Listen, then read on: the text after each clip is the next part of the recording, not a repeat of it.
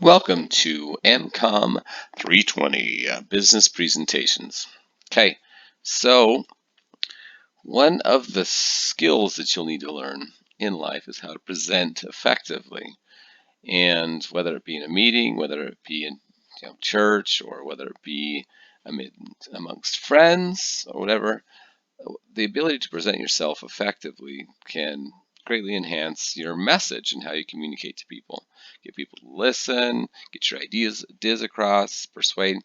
But what happens, today we're going to be talking mostly about business presentations. And what I've found is that people usually default to PowerPoint or Prezi or some other type of medium that has slides. And that's okay. And I think that's actually the best way to go in most circumstances. But different messages can require different types of presentations.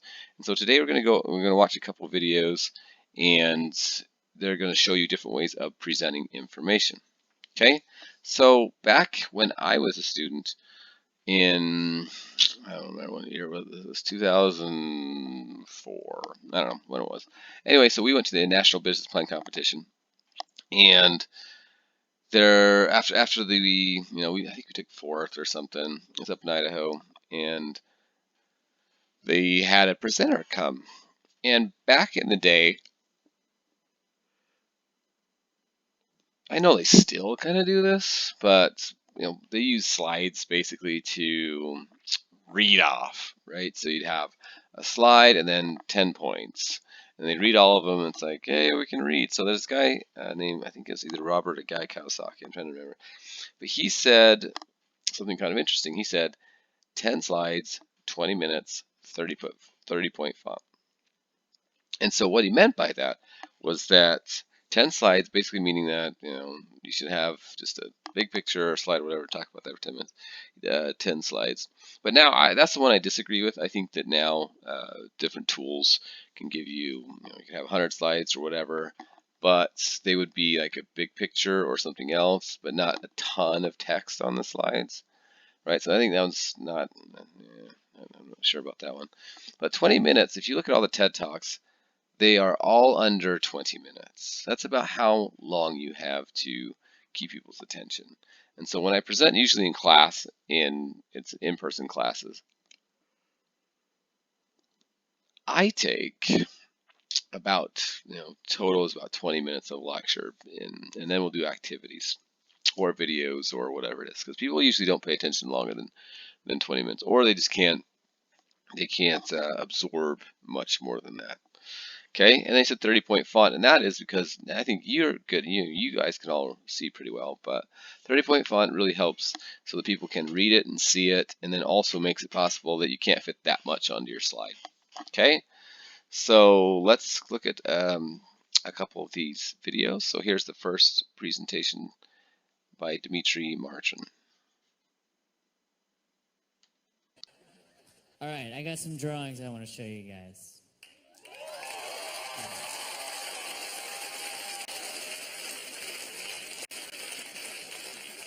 First, I got a product I came up with.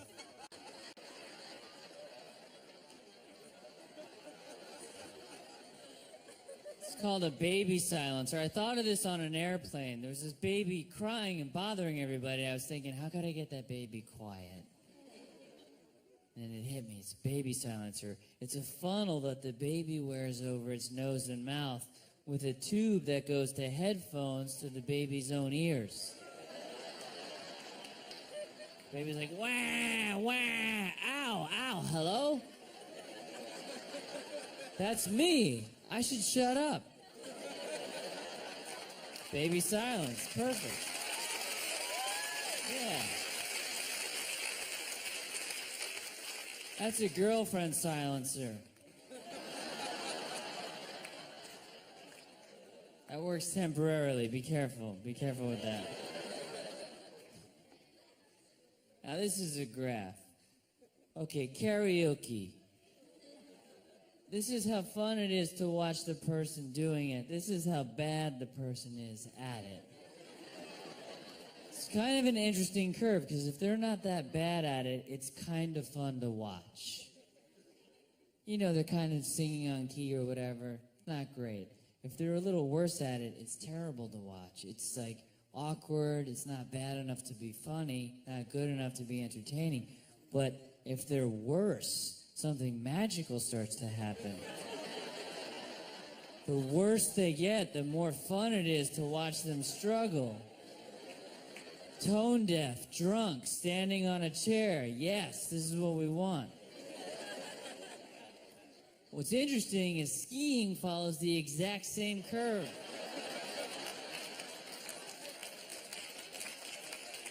Almost in the Olympics. Never been on a hill before.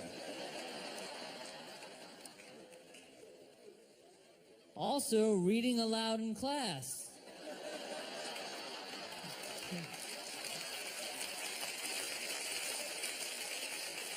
That story's pretty interesting. But this story is way more interesting over here. Jimmy's an idiot. I had no idea. Sound it out, buddy. Come on, you can do it. I think we can still hang out. Oh, man. A lot of signs are lazy. Stop, exit. They just tell you the word, and that's it. But not wet floor. They give you the words and also a scenario. Wet floor. This could happen to you. Okay, so I know this is a comedy routine, but I think it's kind of interesting that he uses a flip chart, right, of drawings. And how many of you were engaged and waiting for that next picture, the next drawing, right?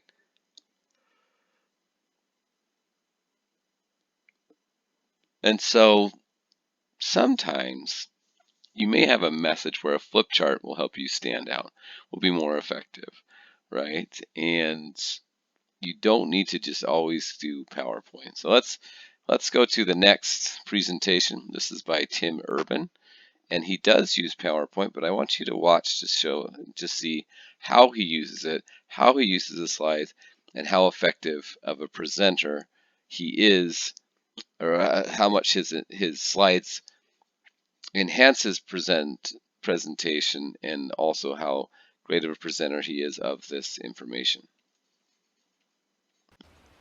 I was a government major, which means I had to write a lot of papers. Now, when a normal student writes a paper, they might spread the work out a little like this. So, you get started maybe a little slowly, but you get enough done in the first week that with some heavier days later on, everything gets done and things stay civil. And I would want to do that like that. That would be the plan. I would have it all ready to go, but then actually the paper would come along, and then I would kind of do this. And that would happen every single paper. But then came my 90-page senior thesis, a paper you're supposed to spend a year on. I knew for a paper like that, my normal workflow was not an option. It was way too big a project. So I planned things out, and I decided it kind of had to go something like this. This is how the year would go. So I'd start off light, and I'd bump it up in the middle months. And then at the end, I would kick it up into high gear. It's just like a little staircase. How hard could it be? Just walk up the stairs. No big deal, right? But then, funniest thing happened. Those first few months, they came and went, and I couldn't quite do stuff. So we had an awesome new revised plan.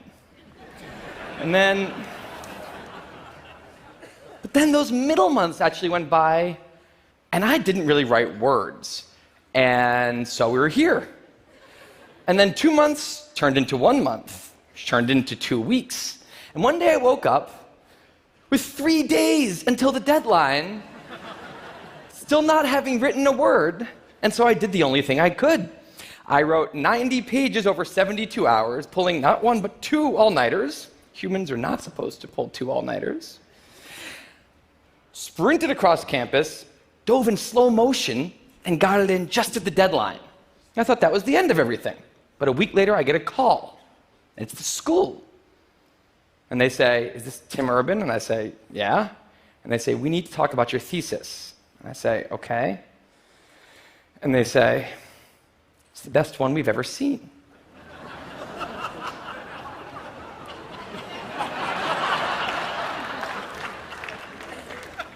That did not happen. It was a very, very bad thesis.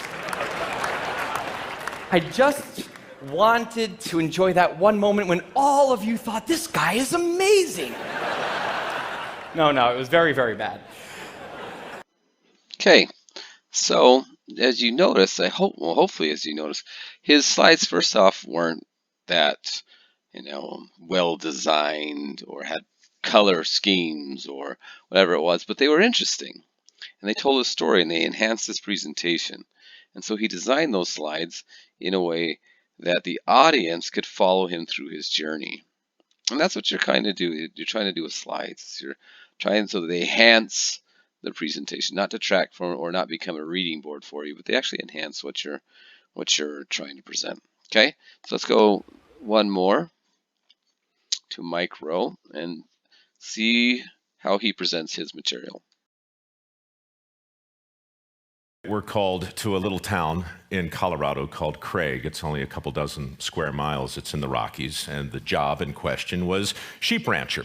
My role on the show, for those of you who haven't seen it, it's pretty simple. I'm an apprentice, and I work with the people who actually do the jobs in question, and my responsibilities are to simply try and keep up and give an honest account of what it's like to be these people for one day in their life. Job in question, herding sheep. Great. We go to Craig, and we check into a hotel, and I realize the next day that castration is going to be an absolute part of this work. So normally I never do any research at all, but this is a touchy subject, and I work for the Discovery Channel, and we want to portray accurately whatever it is we do, and we certainly want to do it with a lot of respect for the animals. So I call the Humane Society, and I say, look, I'm going to be castrating some lambs. Can you tell me the deal? And they're like, yeah, it's pretty straightforward. They use a band, basically a rubber band like this, only a little smaller. This one was actually around the playing cards I got yesterday, but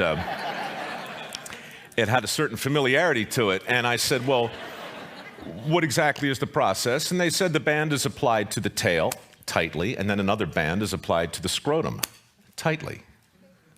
Blood flow is slowly retarded. A week later, the parts in question fall off. Great, got it.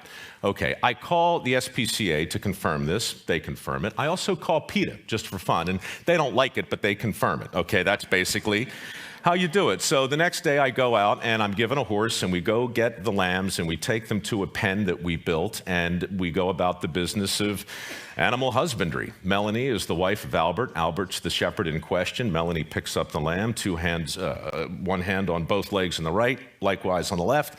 Lamb goes on the post, she opens it up. All right, great. Albert goes in. I follow Albert, the crew's around. I always watch the process done the first time before I try it. Being an apprentice, you do that. Albert reaches in his pocket to pull out, this black rubber band, but what comes out instead is a knife.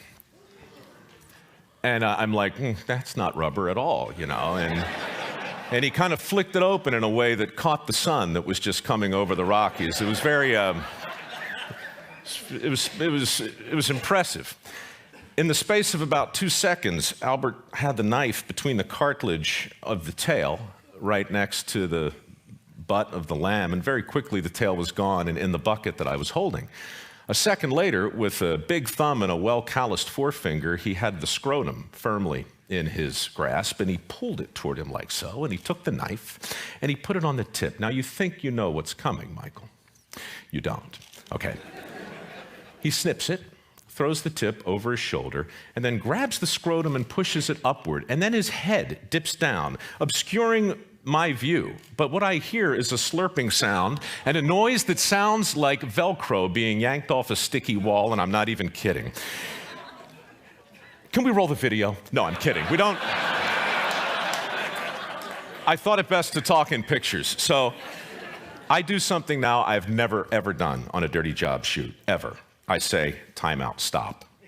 You guys know the show, we use take one. We don't do take two. There is no writing, there's no scripting, there's no nonsense. We don't fool around, we don't rehearse.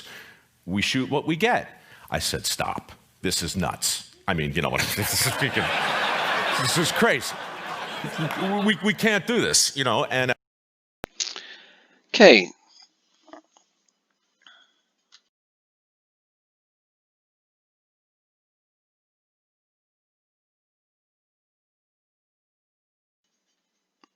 on, computer, there we go. Okay, so what's interesting about his presentation is how many slides did he use? The answer is 0, right?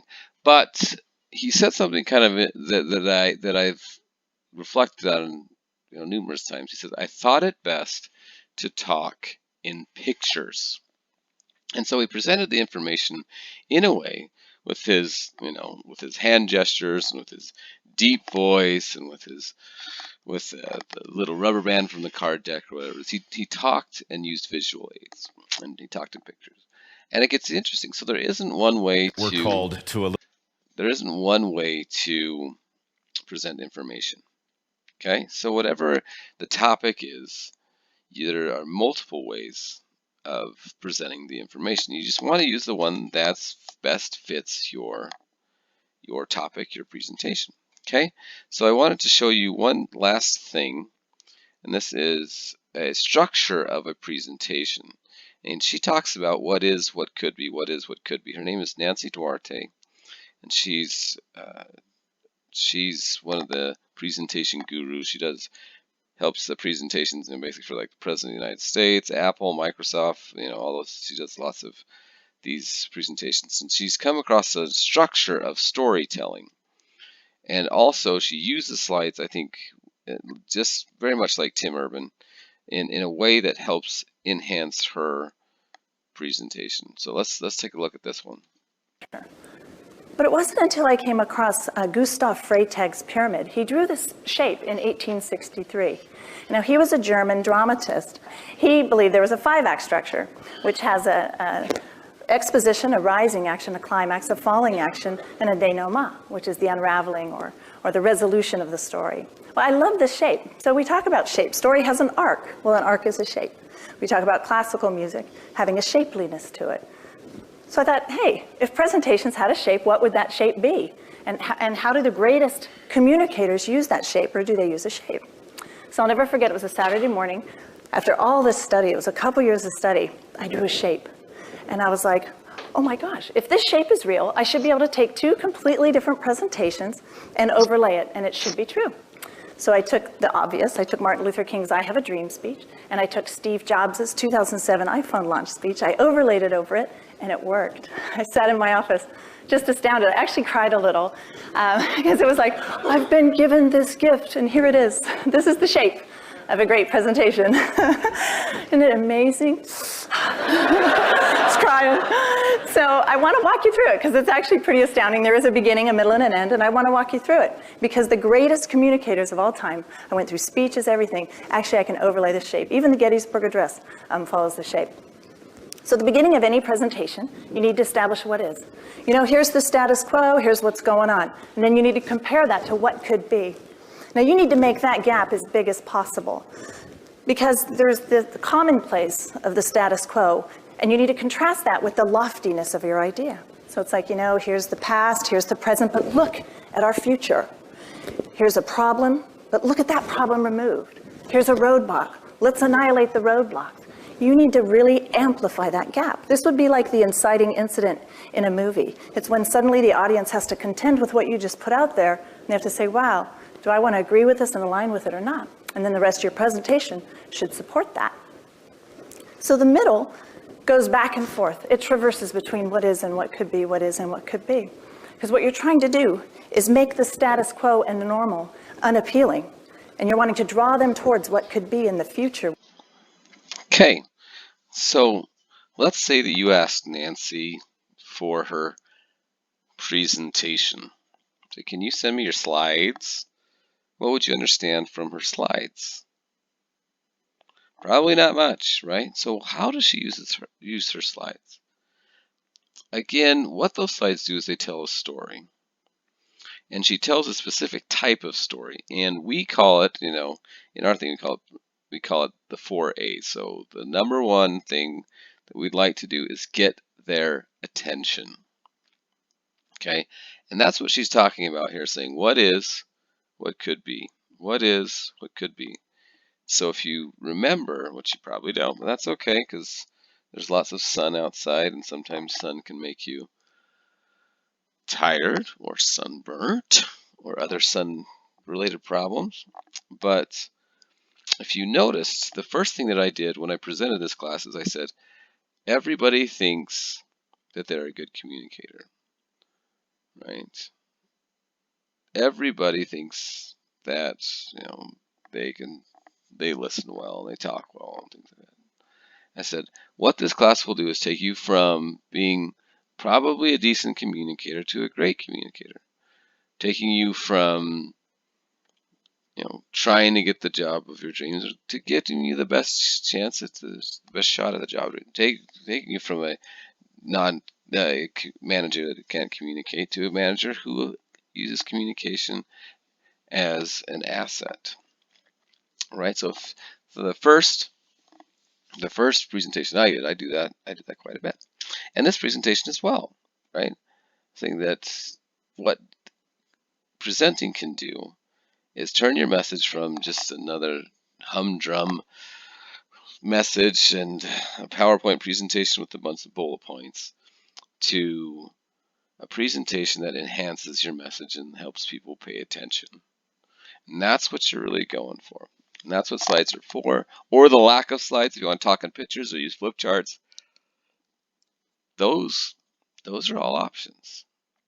So hopefully what you do learn is from this presentation is that slides aren't there to read, they're there to enhance. Let me show you a couple that I did. Here's one from a presentation that I gave a long time ago, and just looking at this I think, well, it's good information, but how could I enhance this, right? There's another one. This is what I put up on the regulatory seminar that I did. Terrible. I'm sorry, right? And they can easily be enhanced and turned into good things. But all right, so just wanted to remind you of your team presentations that are coming up, and that the class is almost over. Spring term goes so fast. If you have any questions, concerns, or anything else that I can help you with, please let me know. Talk to you soon.